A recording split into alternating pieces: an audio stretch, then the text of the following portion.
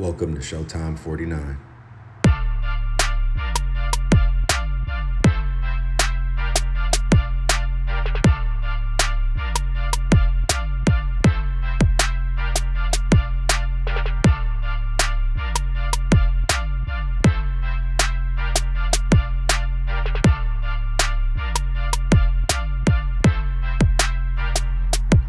Welcome to Showtime 49.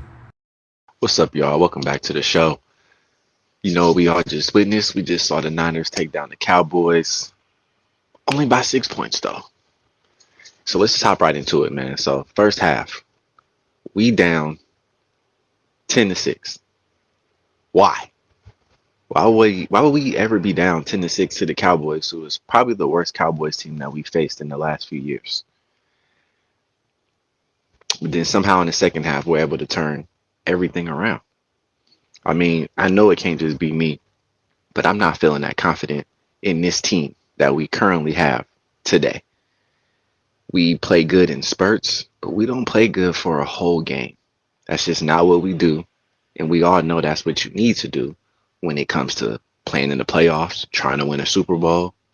But to me, those things are so far-fetched and beyond because we got so many more issues that we need to address. Am I happy that we got the win today? Absolutely. Do I think the win means anything? No, because all we did was beat another bad team. So all I learned from this win was that we're a little bit better than the Cowboys, which isn't anything to brag about. Now, we have a coach who normally draws up good plays and stuff for the beginning of the game. Usually the first 2, 3 drives are all scripted and everything has to go according to plan. But I will give Shanahan a little bit of credit this week because he actually made adjustments this time where we played better in the second half. But only for a bit because the last 6, 7 minutes, we decided we wanted to give the game away. And Kyle Shanahan just had to be Kyle Shanahan, which is it's 2nd and 3. What should we do here in this situation? You know what? Let's pass the ball. Football is a really, really, really simple game. It's a bunch of guys, 22 to be exact, dang near killing each other just to get to the colored part of the field, which is called a touchdown. They have a field goal post, which you kick a ball through. I say that to say, why don't we just keep the game simple? It's 3 yards. It's second down. How about we run the ball? What didn't happen in that game? Garendo missed a block. Purdy gets sacked. He almost fumbled. And honestly, it was kind of a miracle that he didn't fumble. And if he had fumbled in that moment, we might have been looking at a different outcome to the sorry old Cowboys. There's no way us being up by 17 that game should have even been remotely close. No way. Because as I've always said, we're not the only team that's injured. So are they. And them at full strength and us at full strength, we're still better than them. So why aren't we playing that way? What is the problem? Can Kyle Shanahan function without McCaffrey? I just don't see it. Now, Brock was off in the first half, but I got to give him credit because in the second half, he came out and he looked awesome. And he's doing things more this year with his legs. And he needs to continue to do that. Because against man coverage, Brock Purdy is at the bottom of the league as far as his stats go. But against zone coverage, he will pick that apart. And that makes total sense from a quarterback that's an anticipatory quarterback. Quarterbacks like that, they know exactly where they want to go and where they need the ball to be. But against man coverage, it's it's a lot different. A lot different, which is why his numbers are completely night and day against that. So to combat that, if you have legs, you need to use them, which is what he did. He had just as many rushing yards as the Dallas Cowboys, which was 56.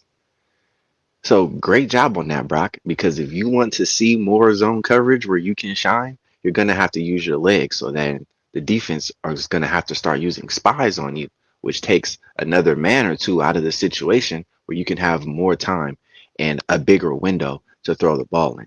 So you're not forcing these balls and throwing picks, which you did not throw yesterday.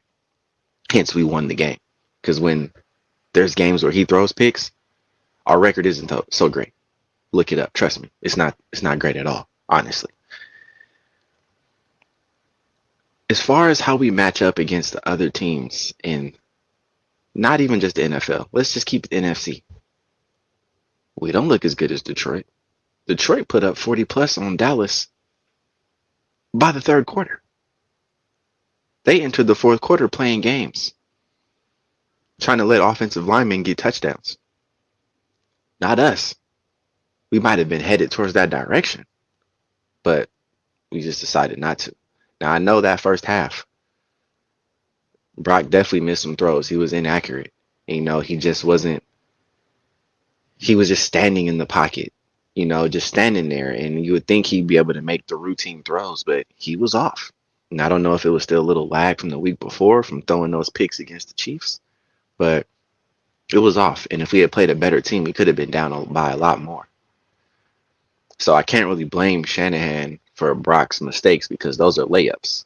And if he hits those layups, therefore we get the ball to our playmakers in open space, which is what we used to be known for, which was yak. But we haven't done that so great this year. But yesterday, it returned in the second half. We need to be thanking George Kittle for playing as good as he's been playing this season because he's literally like our best receiver at this point. He's been there, and he had a great game yesterday. And I know it's National Tight Ends Day, as we all know, because they say it a whole bunch, and rightfully so. Like a bunch of tight ends scored yesterday. I think 14 to be exact, and like 177 catches. Like that's amazing. And George Kittle was a part of that, which was great for us because we definitely needed him to win this game. But I'm still worried about our coaching situation because if we get to the playoffs, because mind you, we have a bye week coming up and our schedule is about to get a lot tougher.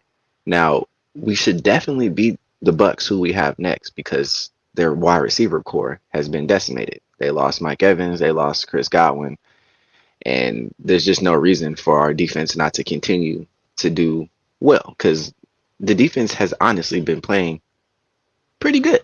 Like they kept us in like all of these games, but our offense has not been producing. And we saw another example of that in the first half of this last game. But then it looked like the old Niners in the second half, the Niners that we're accustomed to seeing. Brock was on fire. He was on point. He was running the ball.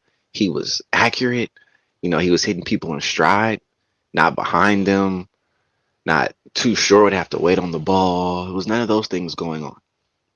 Therefore, our offense thrived. But then our play caller decided to change things up from whatever was working.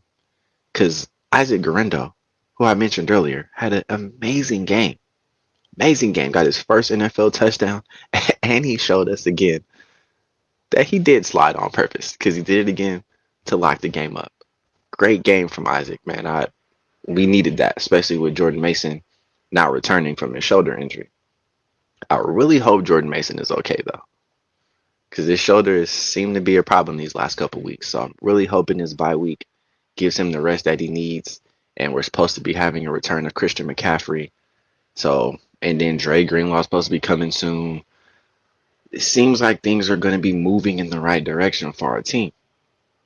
But until then, we need to figure something out. And we've only beaten bad teams so far. We have yet to face a good team, and we actually won. Last year, we played good teams, and we dominated some of those games. Most of them. This year, we're losing to teams we shouldn't even lose to, and we're definitely not beating good teams so far. We still got the Bills coming up. That's going to be tough. Miami's coming up. Like, we need to start doing some things, and we all know the last game of the season, we have Detroit coming up. And I'm big time nervous about that game because I don't want to sit here and watch my team just get beat to shreds. Because if they were to play today, that's what it feels like what would happen. Because Detroit's putting up points, and we are struggling to put up points. So we have a lot to work on still. I have to talk about Fred Warner just real quick though. Like, this man should be leading for Defensive Player of the Year. He is so good. He has been playing awesome all year. He's so good. Like, that is like a generational talent. And that's what makes me nervous for this team. It's like we have some players that are generational talents who deserve some hardware, who deserve a ring. And it just makes me think, did our window pass? Is that window now closing and it's so small that we can slide a sheet of paper in there? Is it getting smaller? Because to me, it seems like it's almost shut. Unless we turn some things around. Even when McCaffrey comes back, the type of injury that he has, especially bilaterally in the Achilles, that's tough. That's tough to return from and be the same person. So we're gonna all have high hopes for McCaffrey because we know he works his behind off to be the best that he can be.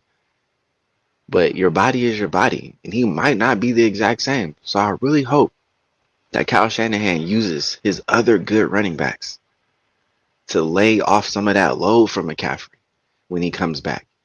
He doesn't need to go back in there full throttle. We should definitely be taking it slowly with him because we're going to need him later more than ever. And hopefully Shanahan uses him correctly, but it's all up to him. To me, he should still be on the hot seat. He should have fire up under him that's going to force him to bring out the best of the best.